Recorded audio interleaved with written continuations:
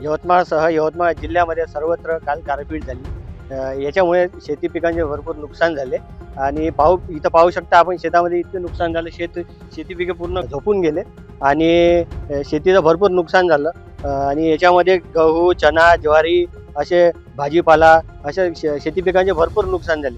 आपल्या सोबतच आता काही शेतकरी आहे, यांच्यासोबत आपण बोलू. काय काय आमच्या यवतमाळ जिल्ह्यामध्ये जाम गावामध्ये काल खूप मोठ्या प्रमाणात 3 ते 4च्या सुमारास खूप वादळ हवा सुटली आणि त्याच्यामध्ये गारपीट पण खूप झाली. त्याच्यामुळं माझ्या शेतामध्ये आता 4-5 एकरमध्ये गहू आहे.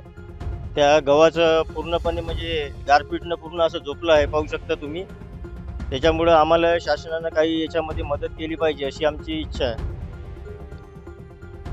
तर काल आपल्या इथं भरपूर गारपीट झाली, तर काय नुकसान झालं? तुमचं किती नुकसान झालं? आमचं किती चना याच्यात पेरलं? आमचं गहू आहे 2 एकर, चना आहे थोडासा 10 किलो आणि ज्वारी आहे एक ताईची. खूप कालच्या अवकाळी पावसानं गारपिटानं खूप मोठं नुकसान झालं आहे. पूर्ण गहू असे झोपून गेले आहे आणि ते कोटे वावरातले पूर्ण उडून गेलेले आहे. तर 1.5 धिंगाणा झाला. यासाठी काहीतरी शासनानं मदत करावं अशी अपेक्षा आहे. तुम्ही काय बोला या नुकसान? आम्ही का आता हे गहू पेरले बाबा सर. 3 बॅग गहू आहे, 1 थैली ज्वारी आहे, चना आहे. चना निकाल नुकसान होऊन गेला सर. आता ते काहीतरी शासनाकडून मदत भेटावं बा असं आमची विनंती आहे बा.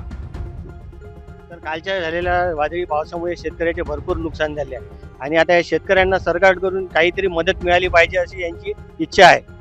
LS मराठी न्यूजसाठी अतुल राऊत, यवतमाळ.